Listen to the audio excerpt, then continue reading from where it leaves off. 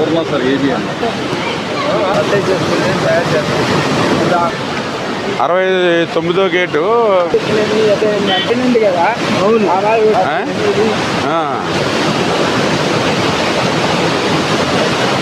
ప్రస్తుతానికి ఇబ్బంది ఏం లేదు కదండి.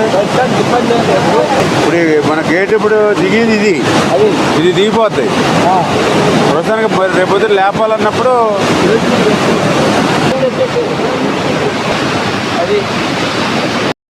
దాన్ని ఇప్పుడు దీని మీద ఉండి కొద్దిగా లైన్ చేస్తే సరిపోతుంది. అది ఇది రెండు ఇంకోటి మొత్తం 3 ఉన్నాయి.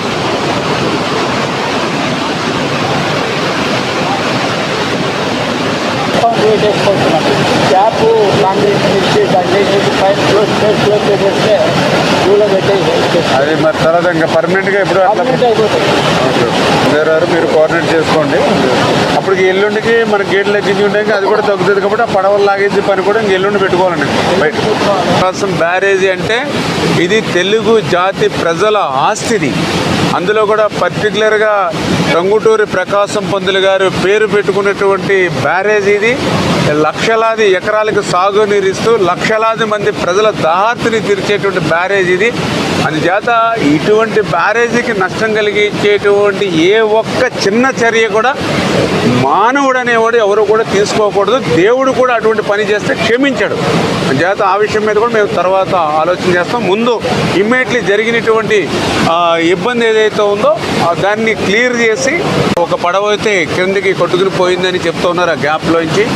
మిగిలింది కూడా ఏంటనేది కూడా మనం ఎంక్వైరీ చేసుకుని దాన్ని కూడా పడవలను తీయడానికి కూడా ఏజెన్సీని కూడా ప్రమోట్ చేసుకుని ఇప్పుడు ఆల్రెడీ 11,40,000 క్యూసెక్ల వరకు కూడా ఇప్పుడు వాటర్ ఫ్లో ఉంది. కాబట్టి రేపటికి కొంచెం తగ్గుముఖం పడుతుంది, ఎల్లుండికి ఇంకా తగ్గుముఖం పడుతుంది అనేది మాకు ఉన్నటువంటి ఫోర్కాస్ట్ ద్వారా అంచనా ఉంది. అంచేత రాబోయేటువంటి 2 రోజుల్లో అది కూడా ప్లాన్ చేసుకొని ఏదైతే ఆ పడవలు అంటే అది 4 పడవలు అని చెప్తూ ఉన్నారు, అది ఎంతవరకు 4 3 అనేది కూడా మేము ఐడెంటిఫై చేసుకుని ఆ ఉన్న అడ్డుపడినటువంటి పడవలను కూడా 1-2 రోజుల్లో ఆ వాటర్ ఫ్లోని దృష్టిలో పెట్టుకుని, ఎందుకంటే ఇప్పుడు మళ్ళీ దాన్ని జాగ్రత్తగా మళ్ళీ వెలుపలికి తీయాలి. ఏమాత్రం కొంచెం మళ్ళీ అది ఎఫెక్ట్ అయ్యి గేట్లకి టచ్ అయినా లేదా ఇంకోటైనా మళ్ళీ దానికి ఏదైనా ఏమాత్రం చిన్న ఇబ్బంది వచ్చినా మనకి రేపు గేట్లు క్లోజ్ చేయడంలో కానీ ఓపెన్ చేయడంలో ఇబ్బంది ఉంటుంది. కాబట్టి దాన్ని కూడా జాగ్రత్తగా ఆ ఫ్లోని దృష్టిలో పెట్టుకుని తీసేటువంటి పరిస్థితి ఉంటుంది. దానికి కూడా కన్ననాయుడు గారు ఆల్రెడీ మనకు అవైలబుల్ ఉన్నారు కాబట్టి